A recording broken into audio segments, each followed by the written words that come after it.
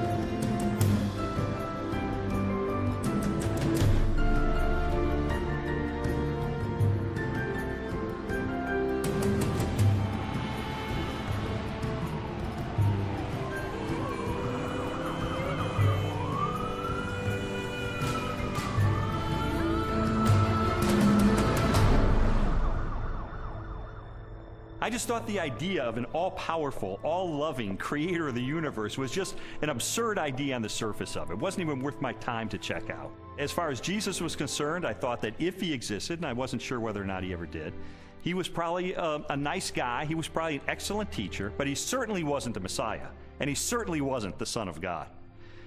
Now, my wife was more in spiritual neutral. She was more of an agnostic, whereas I was more antagonistic toward Christians.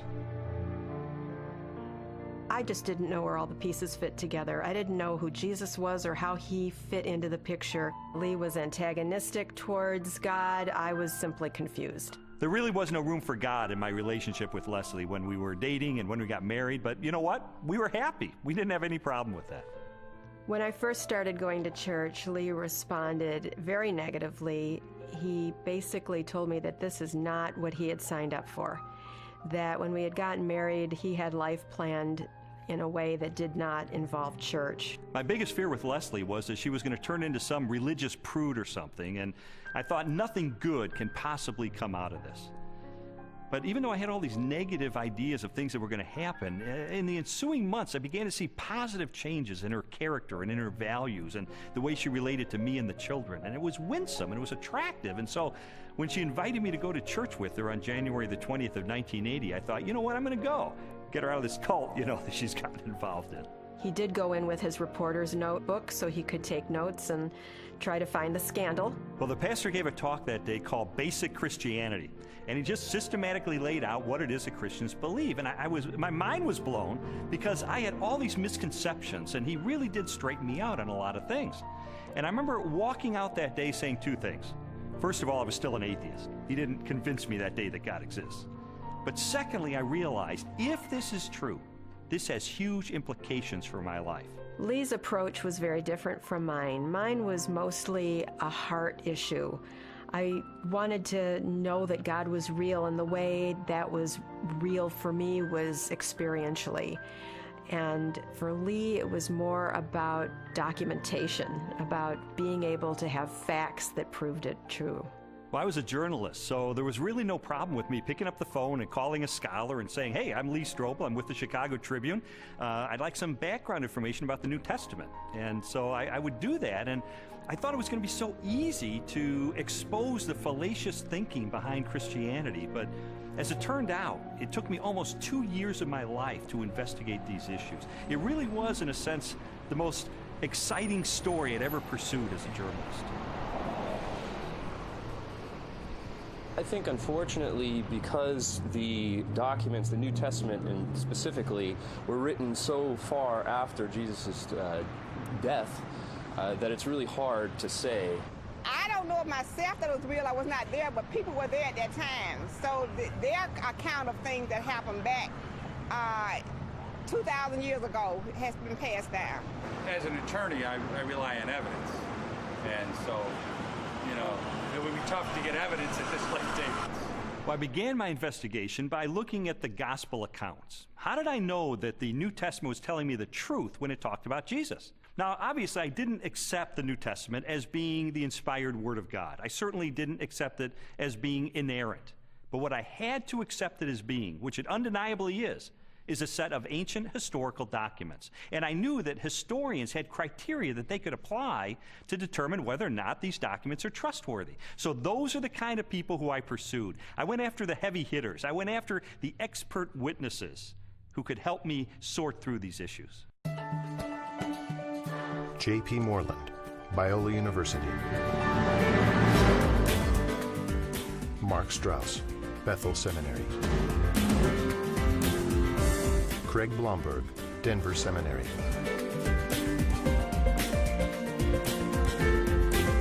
Craig Evans, Acadia Divinity College.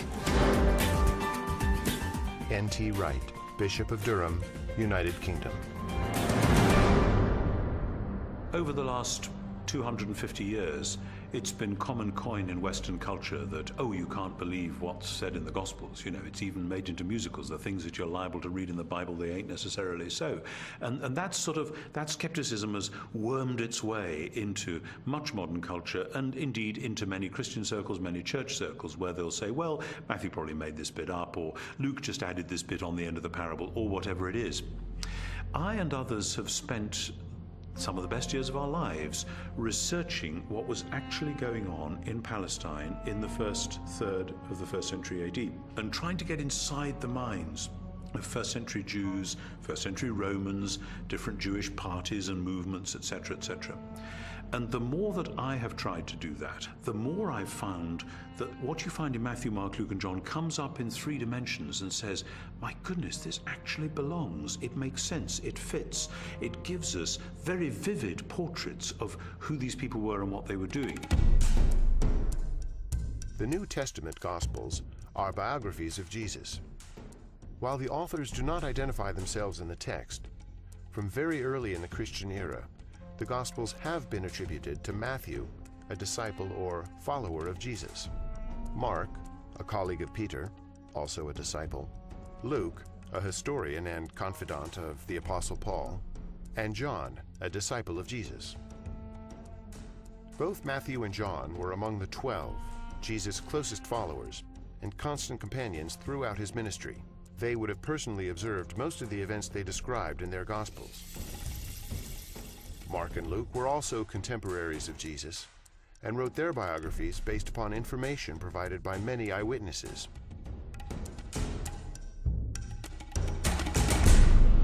I knew from my years as a legal journalist the importance of eyewitness testimony.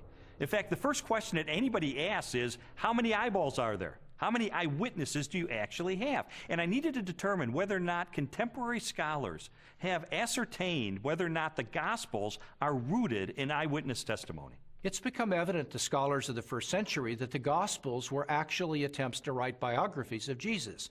Now, not in the modern sense, because the Gospels are not particularly interested in his early years. But when it comes to Jesus' adult life and his activities, these are biographies. They're very clearly attempts by eyewitnesses to describe exactly what Jesus said and did, and the consensus of New Testament scholarship has moved in that direction. Many have undertaken to draw up an account of the things that have been fulfilled among us, just as they were handed down to us by those who from the first were eyewitnesses and servants of the Word. Luke chapter 1, verses 1 and 2. Luke's gospel begins with a prologue. It's actually one of the finest Greek sections in the whole New Testament. Luke was clearly a literary artist. But in that prologue, he points out that he has carefully investigated the material that he presents in the Gospels, that he's checked with eyewitness accounts, those who are actually present. If you read that prologue and you see this is the work of a historian, this was someone who has done his research. Therefore, since I myself have carefully investigated everything from the beginning, it seemed good also to me to write an orderly account for you, most excellent Theophilus, so that you may know the certainty of the things you have been taught. Luke chapter 1, verses 3 and 4. You have to understand that people in the first century valued eyewitness testimony. And this is why, from the 2nd century on, it was important to the early church fathers that the people who were alleged to have written the Gospels actually wrote them, and that they were eyewitnesses of the things they wrote. We have actually very early attestation of the authorship of the Gospels. The early church father Papias, for example, as recorded by the church historian Eusebius, identifies Mark's Gospel as essentially the eyewitness account of Peter. Well, Papias was a disciple of the Apostle John, so we are only one generation removed from Jesus himself. That's a pretty close testimony, and strongly suggesting that, in fact, the Gospels are based on eyewitness accounts. Now, of course, it's not what you would have seen if you had a video camera there, because, after all, if you put a video camera on a street corner, even in Washington, you'd get politicians coming to and fro. You wouldn't actually have a story that would make sense. You'd have a string of random, unsorted events. That doesn't mean that none of it happened, that it's all made up. It's just to acknowledge what is blindingly obvious, that it has been edited and no doubt shaped by the needs of the community, because people tell the sort of stories that they want to tell, because this matters to us urgently here and now. Most historians date Jesus' birth between the years 7 and 4 BC, and his death no later than AD 33. Jesus' public ministry began with the choosing of his disciples and lasted approximately 3 years, culminating in the Passion Week and his trial and death. Scholars generally agree that the Gospel of Mark was written first, sometime between the years 60 and 75 in the 1st century. Matthew and Luke were probably authored shortly after, followed by the Gospel of John. The New Testament Gospels are by far our earliest and most reliable records of Jesus of Nazareth.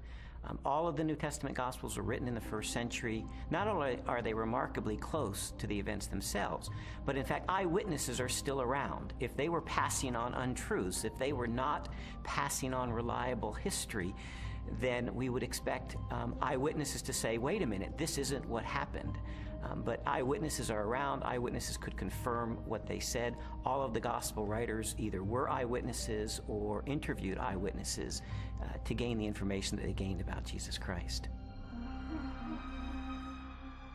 As I scrutinized the gospel accounts even further, I realized that it was important to find out not just whether or not the information was rooted in direct and indirect eyewitness testimony, but I needed to know, was this information reliably preserved during the time period before it was finally written down?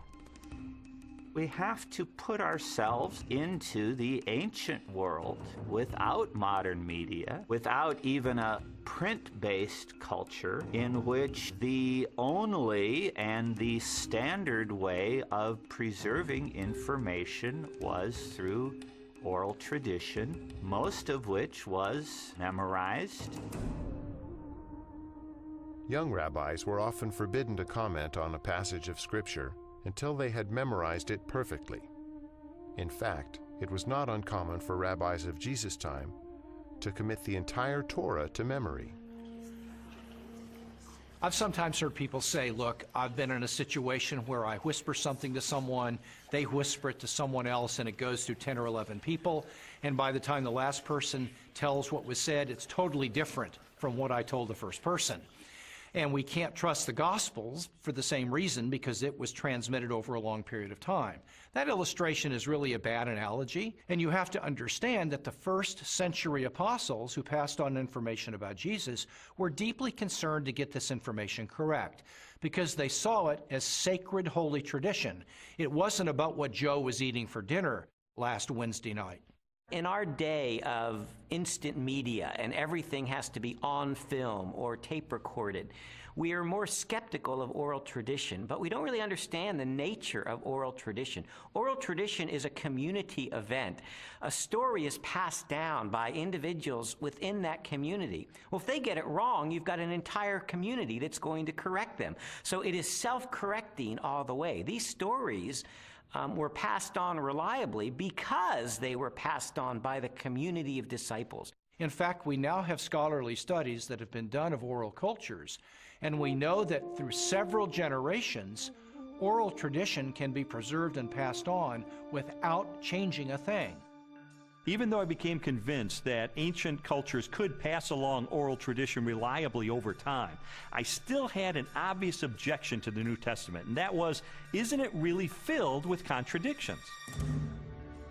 One of the issues people often raise is the question of apparent contradictions between the Synoptic Gospels, where there's a parallel story. For example, Matthew tells the story of 2 blind men being healed, whereas in Mark's account there's only 1 blind man. How can we get this contradiction? The vast majority of these apparent contradictions, however, are quite easily resolved.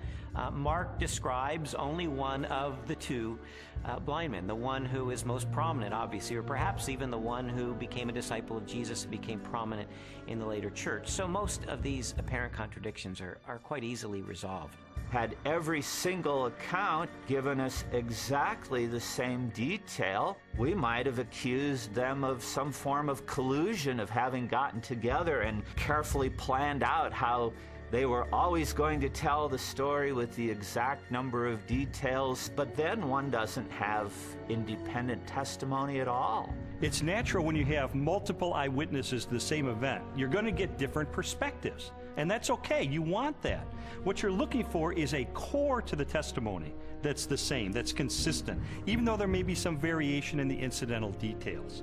If you're in a court of law and you have multiple witnesses come in and testify to the exact same thing, the first objection that's brought up is to say collusion. They got together. They orchestrated their testimony, and their credibility is shot.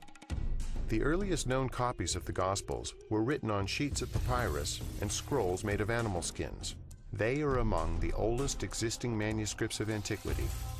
The Codex Sinaiticus was authored between AD 330 and 350. It contains almost all of the New Testament and a significant portion of the Old, while the Codex Vaticanus from the same era is a nearly complete Greek copy of the entire Bible. A papyrus fragment from the 18th chapter of John dates to AD 125, less than a single generation after the Gospel was originally written. When I found out that we have no original survivors of the manuscripts of the New Testament, I became very skeptical. Because if all we have are copies of copies of copies of copies of copies, then how do we know that what we possess today bears any resemblance to what the original said? We have better manuscript attestation for the New Testament than any other ancient document. For example, the Bible of the Greeks, Homer's Iliad, is preserved in maybe 600 manuscripts, the oldest of them 1,000 years after the document was actually written. The New Testament, we have something like 5,000 Greek manuscripts. So everyone agrees, whether liberal or conservative, that we have an incredibly reliable New Testament. We have thousands of manuscripts of the New Testament.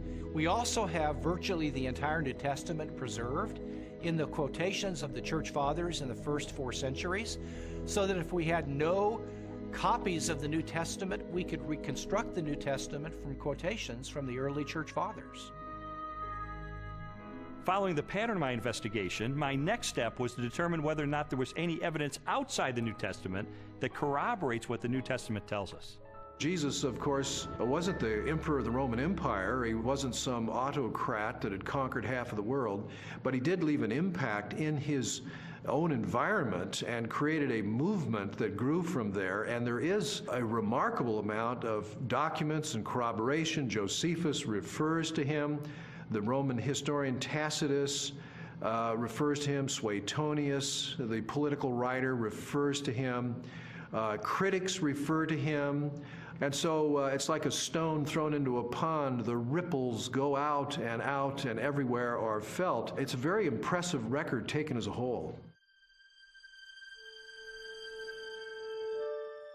In AD 93, the Jewish historian Josephus published his work, Antiquities of the Jews. Scholars generally agree that the following text accurately records Josephus' record of Jesus. Now there was about this time Jesus, a wise man, for he was a doer of wonderful works, a teacher of such men as received the truth with pleasure. He drew over to him both many of the Jews and many of the Gentiles. When Pilate, at the suggestion of the principal men amongst us, had condemned him to the cross, Those that loved him first did not forsake him. And the tribe of Christians, so named for him, are not extinct to this day. In a court of law, the rebuttal case is an opportunity for the other side to present their evidence. Well, in recent years, there's been a proliferation of books and articles about the so-called Gnostic Gospels. And I wanted to figure out, does this represent the mainstream of academic scholarship? The Gnostic Gospels are a collection of religious writings from the 2nd and 3rd centuries. They blend the teachings of Jesus with a variety of ancient philosophical beliefs.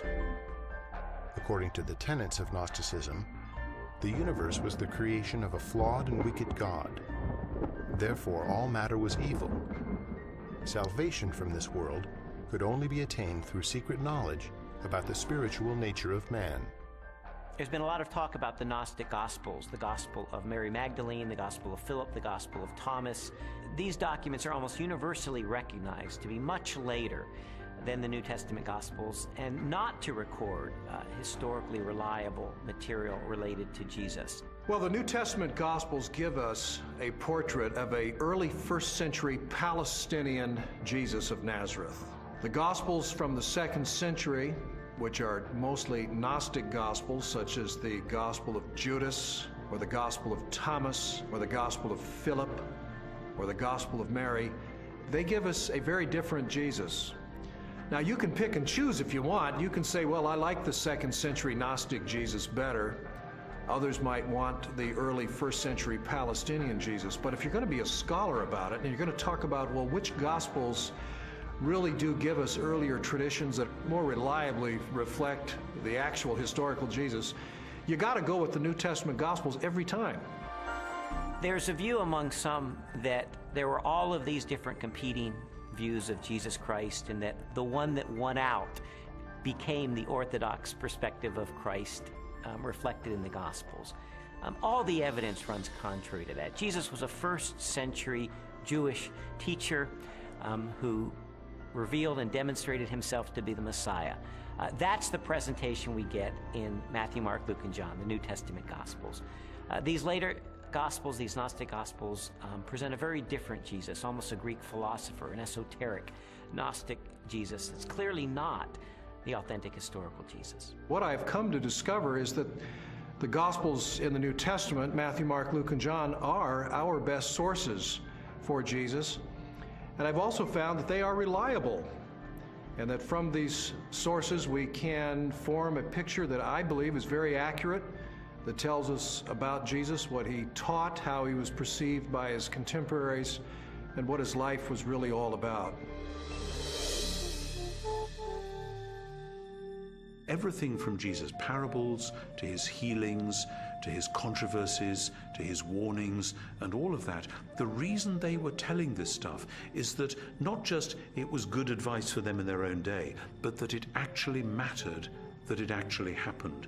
And if it hadn't happened, you're into a totally different worldview, a worldview which is about ideas, which is about self-realization, hugely popular in our culture just now, discovering who I really am. You know, for goodness sake, Jesus didn't come to help me discover who I really am. He came to tell me who he knew I really was and to do something about it. And that's much better news. After a while, as the evidence would accumulate more and more, it was like there were these scales and they began to tip increasingly. And I began to go from a hard-hearted, cynical atheist to someone who was still skeptical, but who was more open-minded, maybe more of a spiritual seeker, someone who was willing to follow the evidence wherever it took me.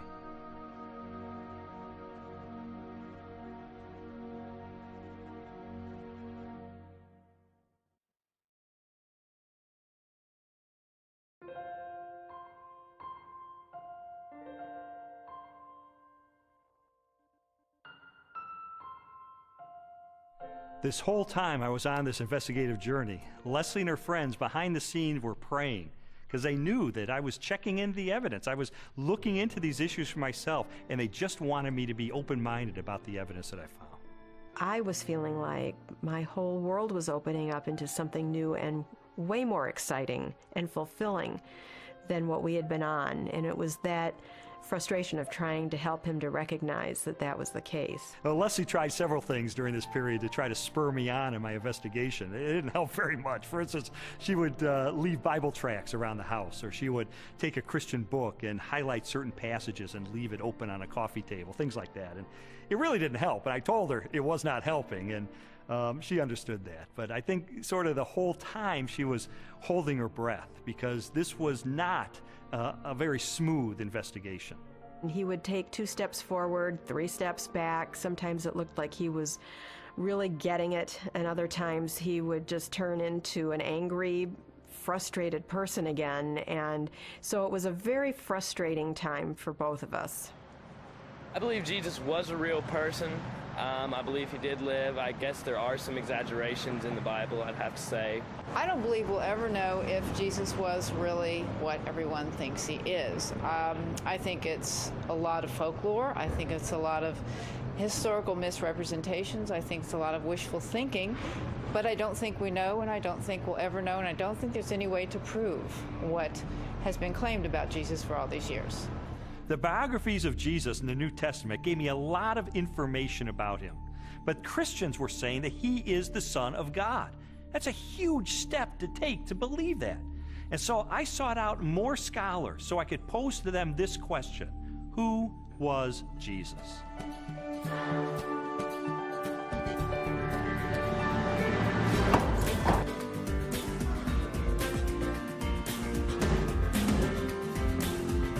Michael Rydelnik, Moody Bible Institute.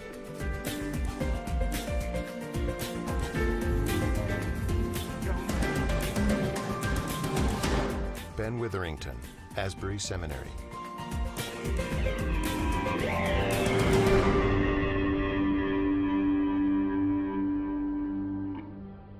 Now, this is one of the things I love about Jesus, and it says something to us. His identity is complex. He can't be pigeonholed. He fits no one formula. There's a lot of aspects to who he is. But always, he presents himself as a challenge to the status quo, to preconditioned thinking about what Son of God, what Messiah must be. He's carving out his own niche. He's doing his own thing like a great and creative artist. He is not simply replicating anything from the past. He is taking bits and pieces of prophecies and ideas and wisdom literature and law and you name it, and he's made a whole new gumbo. And he's serving it up, and people don't know what to think. He goes in a synagogue and says some of this stuff, and they go, wow, a new teaching, and with authority. Shazam! Amazingly, people say, you know, no one teaches like him because he spoke with his own authority. Our sages, our rabbis, always taught that you have to teach in the name of someone else. You know, Rabbi so-and-so says in the name of Rabbi so-and-so. That's the way rabbis were taught to teach. Yeshua came and said, you've heard it said, but not what my rabbi taught me, but I say unto you. And he would clarify, even overrule in some ways, the Old Testament law. Well, this law was given by God himself, for Jesus to say, I am the authoritative interpreter of the law. I am the one who has come to fulfill the law. That's an extraordinary claim, a claim to essentially the authority of God. The Spirit of the Sovereign Lord is on me, because the Lord has anointed me to preach good news to the poor. He has sent me to bind up the brokenhearted, to proclaim freedom to the captives. Isaiah 61:1. It's interesting because when Yeshua went into the synagogue, that was the passage he read. And he says, this day, this verse is fulfilled in your hearing. And basically he's saying, I'm the servant that's described here. I'm the one who fulfills this. Philip comes to Jesus and asks him to show us the Father, and Jesus says, the one who has seen me has seen the Father. Jesus clearly presents himself as the self-revelation of God. Those who meet Jesus are, in fact, meeting God. When Jesus is brought before Caiaphas, the high priest, and some of the Sanhedrin members that have gathered the evening that Jesus is arrested, they're trying to find incriminating evidence, they're trying to find incriminating testimony, and they're not doing real well. And finally, the high priest asked Jesus directly, tell us plainly, are you the Messiah, the Son of God? And Jesus says, I am. And you will see the Son of Man seated at the right hand, coming with the clouds of heaven. And there Jesus has combined phrases from Daniel 7 and Psalm 110. Jesus sees himself as this heavenly figure. More than 80 times in the New Testament Gospels, Jesus is identified as the Son of Man. While the human connotations of the phrase are obvious, a broader interpretation is found in an Old Testament scripture written by the Jewish prophet Daniel. In my vision at night I looked, and there before me was one like a son of man, coming with the clouds of heaven. He approached the Ancient of Days and was led into his presence. Daniel 7:13. Many Christians and non-Christians alike hear the phrase Son of Man, they think Son of God refers to his deity and Son of Man refers to his humanity. That's in part true, but in fact Son of Man has a much greater significance than that as well. The title Son of Man, Jesus draws that title from Daniel chapter 7, where a glorious messianic figure comes before the Ancient of Days, a reference to God, and he is given all glory and power and majesty. That portrait of this glorious Messiah is the one that Jesus identifies himself with. He is the Son of Man. So Son of Man doesn't just mean a human being. His dominion is an everlasting dominion that will not pass away, and his kingdom is one that will never be destroyed. Daniel 7:14. Actually, the phrase Son of Man refers to his humanness and his more than humanness. Because no human being can rule forever unless he's a forever person in some kind of way. In addition to the claims that Jesus makes about himself in the New Testament, there are also reports that he performed the miraculous, that he walked on water and healed the sick and turned water into wine and raised the dead and did exorcisms. And so I had to know, is there evidence that these miracles are a result of his divine nature? Jesus' contemporaries, that is, people who liked him, people who were indifferent, neutral, and people who opposed him, all acknowledged he did extraordinary things. Now, of course, the people who liked Jesus and believed in him and followed him said Jesus did these powerful works because of the Spirit of God. People who opposed him would say, well, I admit he does these amazing things, but it's because the devil is helping him. The Talmud actually speaks of some of these things. In some of the passages that deal with Yeshua, it has him as a magician. And why do they describe him as a magician? It's not flattering. There's a historical recognition here that when Yeshua came, he did miracles, just as Isaiah 35 indicates in the Messianic age. When the Messiah comes, he'll be able to make the blind see and the lame walk. The New Testament Gospels record at least 40 separate miracles performed by Jesus during the course of his ministry. They include healings, exorcisms, mastery over nature, and even raising of the dead. Christian theology has always held that these miracles are part of a total picture that displays the attributes of God himself: unlimited power, total knowledge, ever-present, unchanging, eternal. There's no question that the biographies of Jesus describe him as a worker of mighty deeds. But I wanted to know, does this make him any different than the other miracle workers and magicians of the ancient world? Miracle workers that we find occasionally in the first century are magicians. They use incantations, they use spells, they try to coerce gods or divine figures to work on their behalf. That's very different than Jesus' miracles. Jesus' miracles were to demonstrate the power of the kingdom of God. When he healed the sick, he pointed back to Isaiah's prophecies that when God's kingdom would come, when God's salvation would come, the lame would walk, the blind would see. This was the demonstration that God's kingdom was arriving. He's an exorcist. You don't find any of those in the Old Testament. People were not looking for messianic exorcists. He carves out his own niche. He reveals his identity in his own way. It becomes clear that he is somebody who can take on the powers of darkness himself and win. What kind of person is that? And he doesn't have to use recipes and formulas like other ancient exorcists. He can just call the demon by name and that boy's out of there. One of the most astonishing things that Jesus did was when he claimed to forgive sins. In Mark's Gospel, chapter 2, a man is brought to him paralyzed man, and the crowds around him are expecting Jesus to heal him. But instead, the first thing Jesus said is, your sins are forgiven. Only God forgives sins. Now, some might say, well, Jesus may have been forgiving sins on behalf of God. But in fact, that's not the way his listeners understood him, because immediately the religious leaders responded to that. Who is this that forgives sins? Only God forgives sins, they claim. But Jesus claims the ability to forgive sins. And then to confirm that he has that authority, he then heals the man. And so a very obvious question arises. That is Jesus the Messiah, the Christ, the anointed one, the one sent by God to be the Savior of Israel and the world? Christians told me that there are dozens and dozens of ancient prophecies contained in the Old Testament of the Bible, and that they predict the coming of this Messiah, and that Jesus, against all mathematical odds, fulfilled those prophecies. And I thought, this is a little bit like the fingerprint evidence you see in a court of law.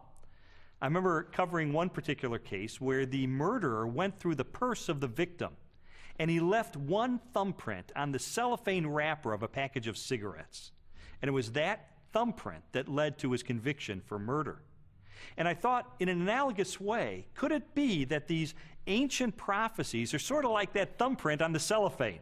Do they create a thumbprint that only Jesus Christ in all of history manages to match?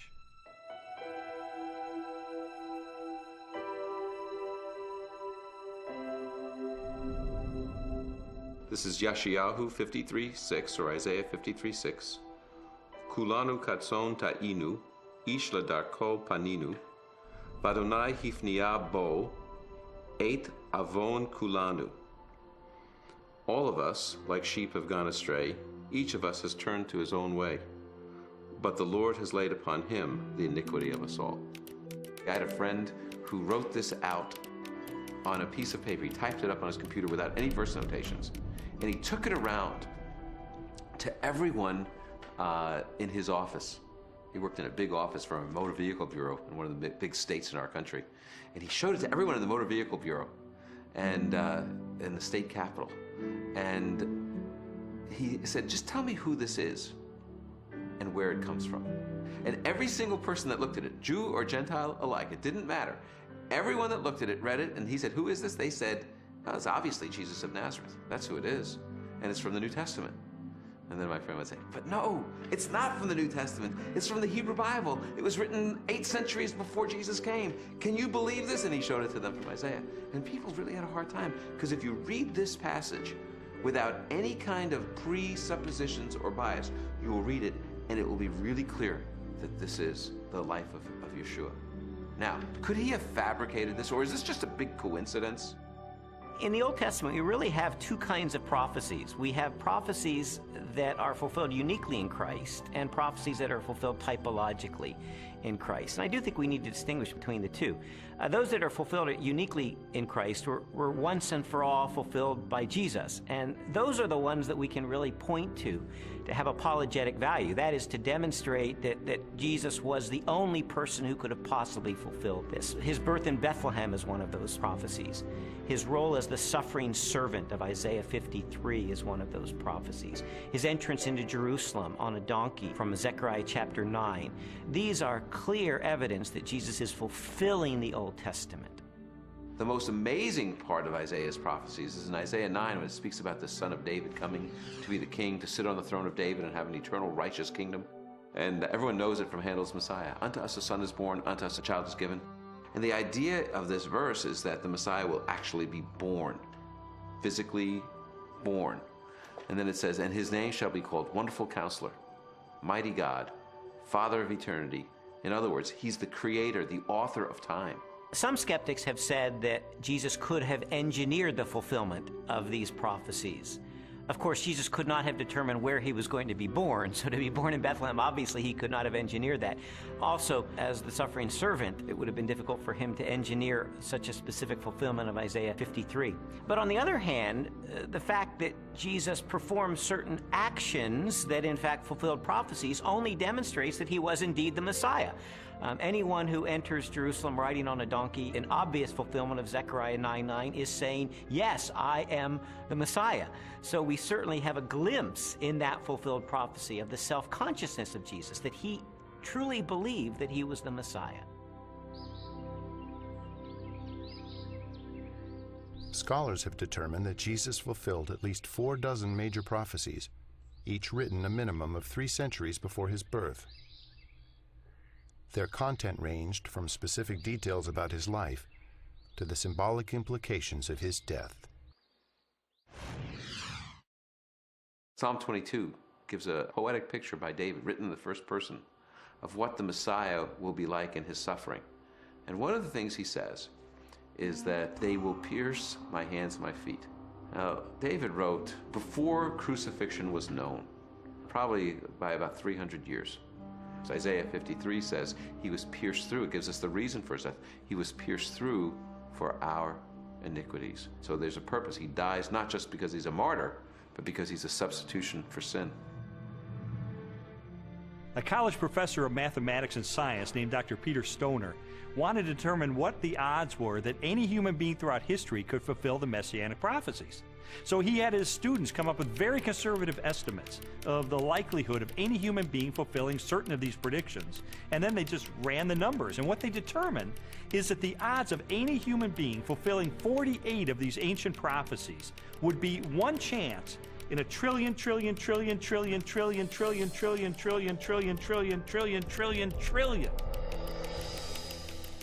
It is mathematically virtually impossible. To me, just as significant as all of those unique prophecies that were fulfilled in Christ is the complete drama of the Old Testament. The fact that the Old Testament is the story, the narrative of God's redemptive movement, his movement to deliver and save humanity. And Jesus is the climax of that movement. He is the climax of salvation history, the one who brings it off to fulfillment. You read the Old Testament, it's building, building, building. Jesus arrives on the scene, and he is the fulfillment. And he recognizes himself clearly as the climax of God's plan of salvation for all humanity. This whole case was sort of like one of those jigsaw puzzles where you don't know what the ultimate picture is going to be. You just put together the pieces, and as I was putting together all of the evidence, it started to take shape, and I sort of stepped back, and I could see that it was a portrait of Jesus Christ.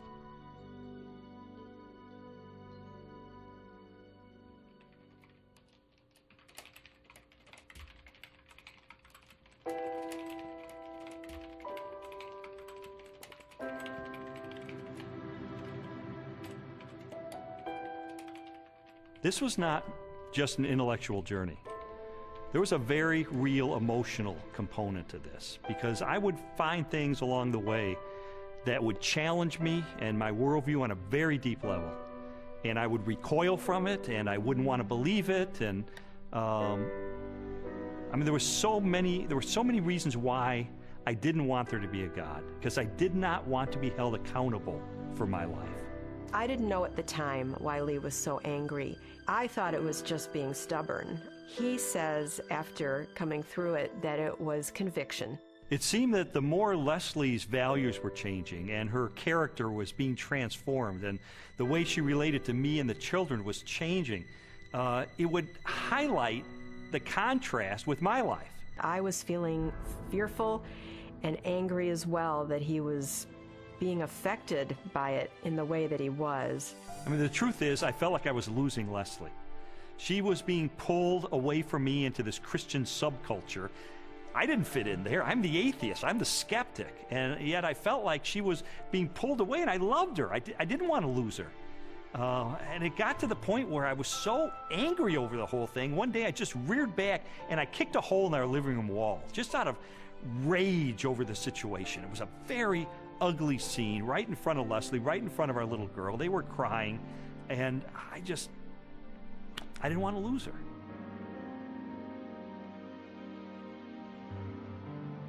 Jesus's body was never found, and so and they predicted it. Well, you know, he talked about it, and it was predicted, and it happened. I mean, it's this easy. It's as simple as that. We just tend to complicate it, man. No, not physically, not his physical body. So when they came the following morning and rolled back the great stone in front of the tomb, and he wasn't there, no, it must have been dark in that. I don't know. They must have missed him. No, I don't think physically a physical body can rise. I don't think that he was yanked out of that, or physically walked out and walked down the street and met with him. It just doesn't make any sense to me. For more than a year, I'd investigated the historical record for the reliability of the New Testament. I'd looked at the identity of Jesus. But now was time to look at the ultimate evidence for who he really was, the purported resurrection of Jesus from the dead. And for that, I went to the best scholars that I could track down.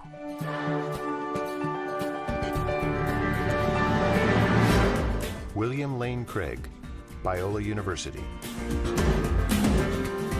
Gary Habermas, Liberty University.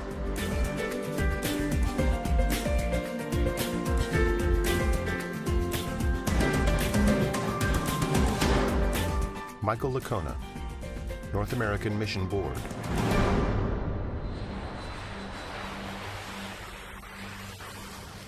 You see, while Jesus was on earth, he made some really radical claims.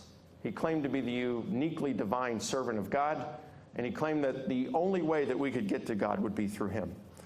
Now, I submit to you that if one of your professors made some claims like that, you would think that he or she was a few French fries short of a Happy Meal. Those are some really audacious claims.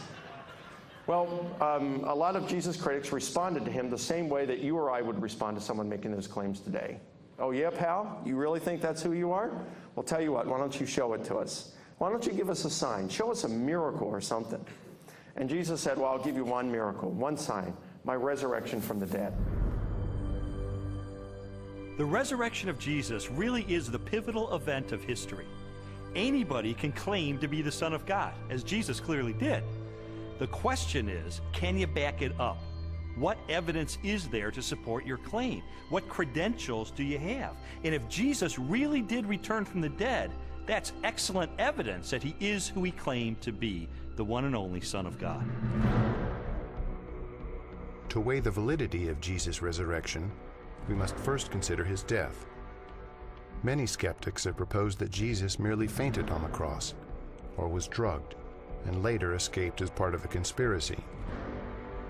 By contrast, the four gospel narratives collectively describe the events of his public beating, death by crucifixion, and burial.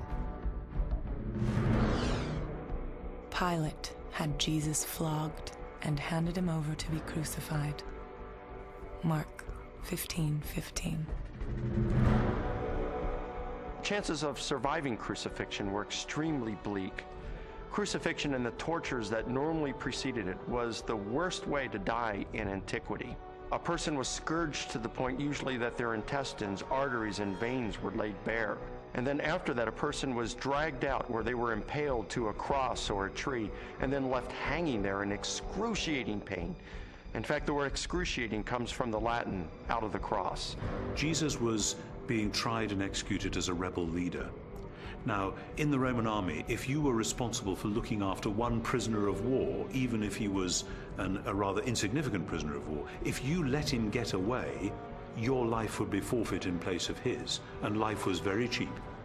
If you were looking after the execution of a rebel leader and you let him get away, you're in deep trouble. You're not going back home to your wife and kids. No way. Game over. The Romans were very, very good at killing people. They specialized in it. They prided themselves on it. Perhaps the most definitive statement of Jesus' death at the hands of the Romans is recorded in the Gospel of John. One of the soldiers pierced Jesus' side with a spear, bringing a sudden flow of blood and water. John 19:34. Medical experts have concluded that this account from John, an eyewitness of the crucifixion, is evidence that as he suffocated on the cross, Jesus' heart had ruptured. There came a rich man from Arimathea named Joseph. Joseph took the body, wrapped it in a clean linen cloth, and placed it in his own new tomb that he had cut out of the rock. Matthew 27:57 through 60. All four Gospels tell us that Jesus was buried in the tomb of Joseph of Arimathea. That's a remarkable statement, and certainly a historical statement. The evidence for that is, first of all, Joseph of Arimathea is identified as a member of the council, the Sanhedrin, that condemned Jesus. The presence of Joseph of Arimathea in the empty tomb narrative indicates that this is a historically reliable account of what really happened. His name would have been known to people in those days very much like a United States senator would be known today. It would have been very clear where his tomb was, so that there would have been no question about the location of Jesus' burial. It also, I think, indicates that the burial account of Jesus could not have been made up. It is highly unusual to find that the person who alone has the courage to go to Pilate and give Jesus an honorable burial is not members of his family, faithful disciples who followed him to the end.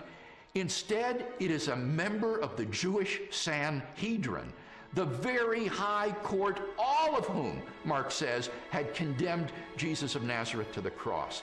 The fact that it is Joseph of Arimathea who is the person responsible for giving Jesus an honorable burial is an awkward and embarrassing fact for the early church, and yet this tradition is faithfully preserved in almost all of the traditions that we have about the burial of Jesus.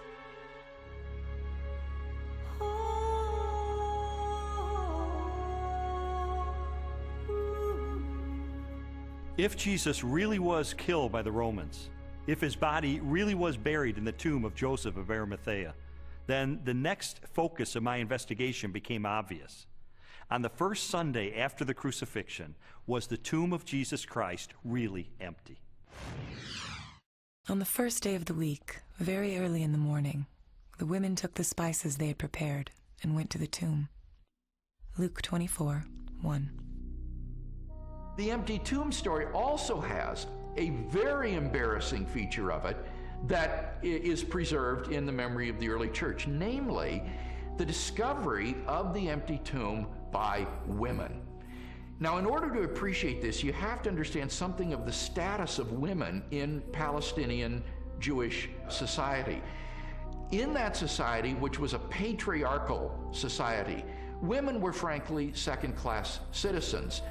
If you were going to invent an account about an empty tomb, then why on earth would you invent witnesses, primary witnesses, whom no one would believe? In fact, they would scoff at that later on. Supposing you were inventing the story of the resurrection of Jesus, many people have said, oh, this was all just dreamed up later on. Well, how would you have done that? The one thing you wouldn't have done would have been to have not only a woman, but a woman who's got nobody quite knows what, but a fairly shady past, as your prime witness. And yet there she is, Mary Magdalene, in Matthew, Mark, Luke, and particularly in John. And already by the middle of the 2nd century, the pagans are sneering, oh, this is just based on the testimony of hysterical women, you can't believe that. But the early Christians stuck to their story, they stuck to their guns, they stuck to the women. They said, this is how it was.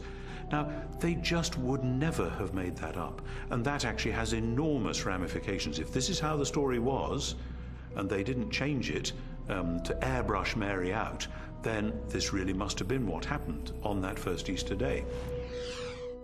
The chief priests devised a plan.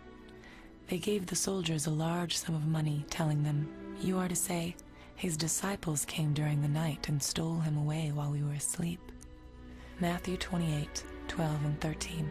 Matthew reports that the Jewish authorities were claiming that the disciples of Jesus had stolen his corpse.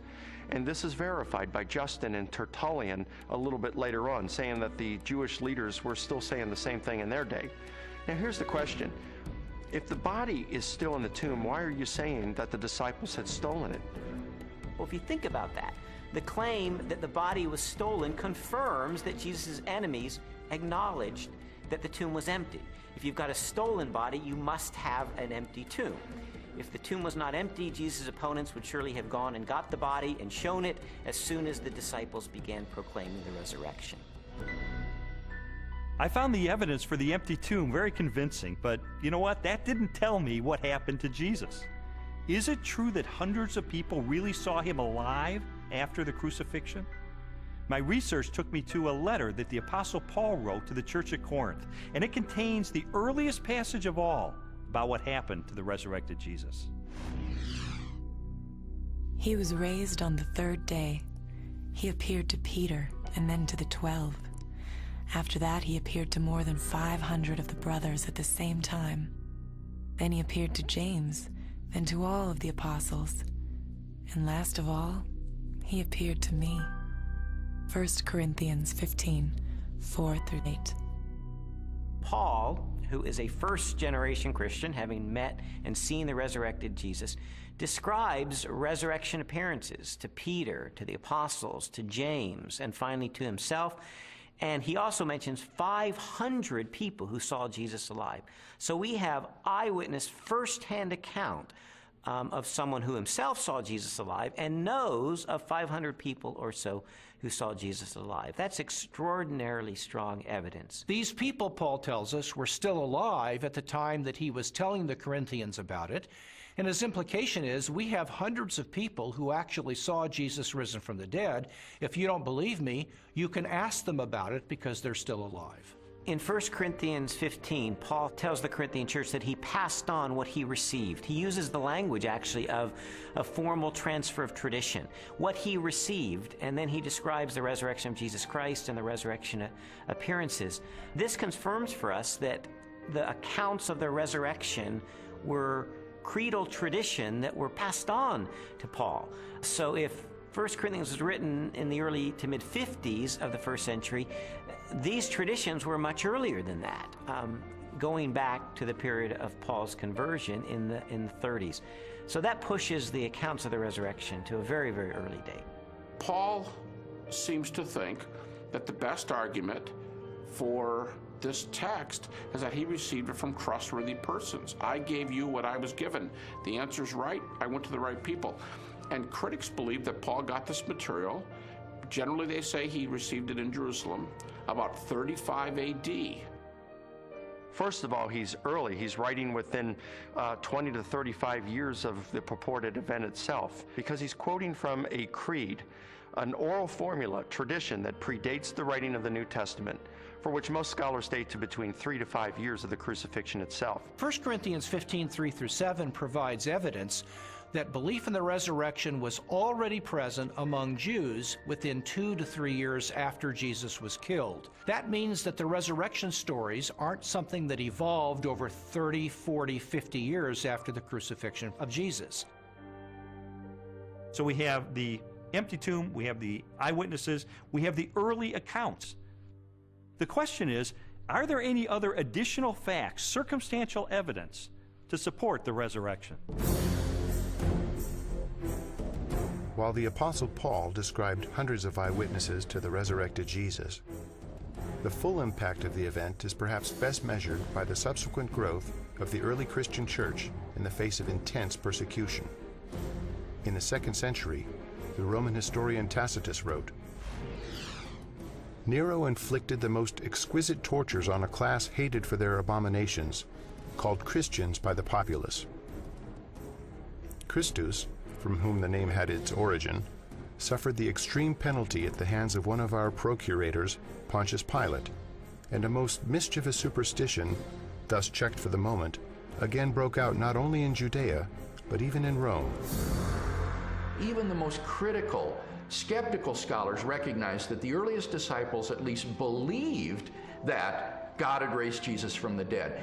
In fact, they pinned nearly everything on it. Without belief in Jesus' resurrection, the early Christian movement could never have come into being. They recognized in Jesus something special, but they wondered if they were mistaken when he died. They didn't anticipate that. Suffer maybe, but die at the hands of Pontius Pilate, the Roman governor? In fact, even when the first reports of his resurrection reached their ears, they were still doubtful and skeptical. But when they met the risen Lord, their skepticism was transformed into a very confident faith a great joy and a determination to preach the good news to everyone else. And I think that's the part that's awfully hard to refute, because we have this turnabout, this transformation of a discouraged and bewildered following on the basis of the good news. Somehow you have to explain the explosion from scared followers who run away to let's worship him, let's sing to him, let's pray to him. If there was no resurrection, and more to the point, if there was no resurrection appearances of Jesus, to those who doubted and were discouraged and denied and betrayed Jesus, we would not be sitting here talking about this today. Other messianic figures had risen in the past, had claimed to be somebody, and had been suppressed and killed by the Romans. Yet no movement arose around those dead messiahs. But these disciples of Jesus were willing to go to the ends of the earth proclaiming the gospel message, were willing to suffer and die for that. The transformation from a bunch of defeated cowards to boldly, fearlessly proclaiming the gospel, even to the point of death, to me confirms that something happened on that first Easter morning. I have worked much harder, been in prison more frequently, been flogged more severely, and been exposed to death again and again. 2 Corinthians 11:23. After Jesus' crucifixion, the disciples lived lives of hardship for 20, 30, 40 years, suffered greatly in their ministries, and eventually suffered martyrdom and execution without recanting for their belief that they had seen Jesus risen from the dead.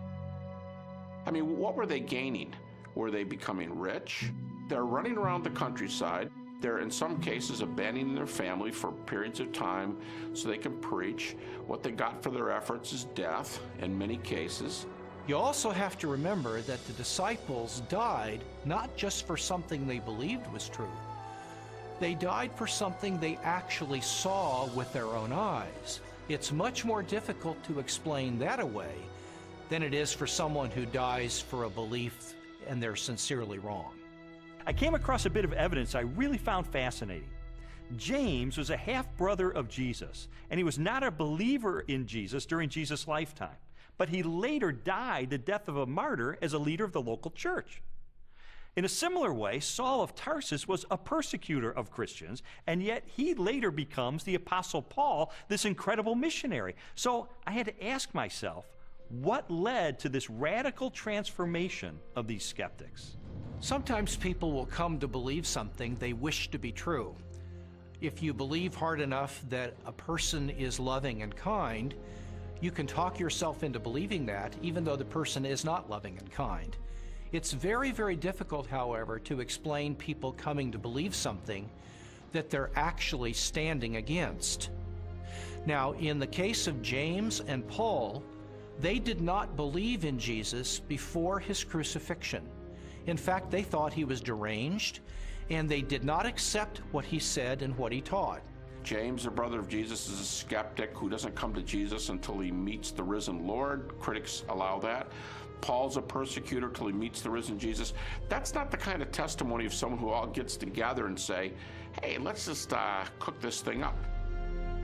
One of the certainties, it seems to me, related to the testimony of the apostles is that they truly believed that Jesus was who he claimed he was, and they truly believed that he had risen from the dead, because they were willing to die for that. Very few people are willing to die for something they don't really believe in, or something even worse that they know to be a lie. When Jesus was executed, his disciples were rightly afraid. They scattered. They were fearful for their own life. Their hopes had been dashed because they had believed Jesus was the promised one who was going to usher a new day in for Israel. Turned out he wasn't, because he was murdered by crucifixion under the authority of the Roman Empire.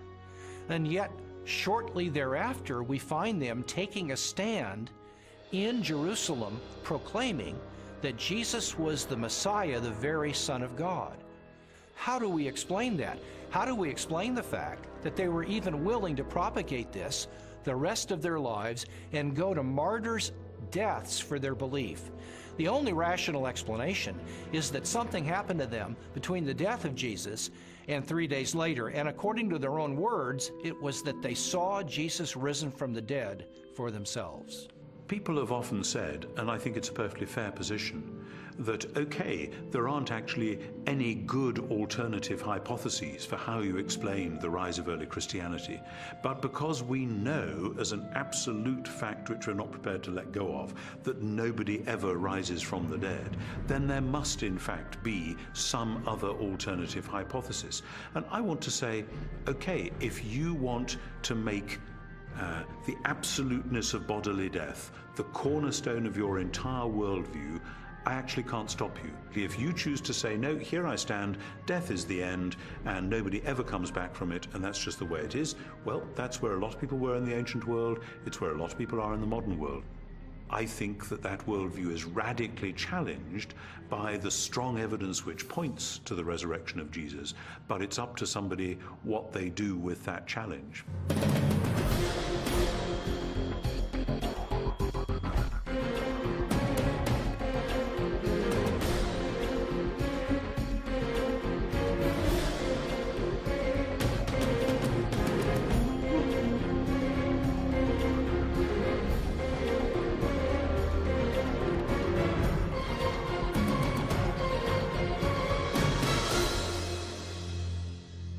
The evidence accumulated over time until November the 8th of 1981, which is sort of when I reached a critical mass. I remember going alone in my room, and I took a yellow legal pad and put a line down the middle, and on one side I started to list all of the evidence I had encountered for Jesus Christ being the Son of God, and on the other side all the negative evidence against that. And I wrote page after page, and finally I put my pen down and I said, wait a minute. In light of this avalanche of evidence pointing toward the truth of Christianity, it would require more faith for me to maintain my atheism than to become a follower of Jesus Christ. And so that's the moment that I decided, consistent with the evidence, the most logical, the most rational step I could take was a step of faith in the same direction the evidence was pointing, and put my trust in Jesus. And after I did that, I thought, maybe Leslie would like to hear about this. I thought it was too good to be true. My heart was pounding. I was in tears. I was so excited. I just threw my arms around him and kissed him and hugged him and told him how I'd been praying and how lots of people had been praying that this day would come. She threw her arms around me and she said, "You hard-hearted son of a Baptist," she said, "I've been telling you this for 2 years. I mean, come on." And that began a transformational process for me, where over time my philosophy and my attitudes, relationships, parenting, worldview, all of that began to change over time for good, really for good.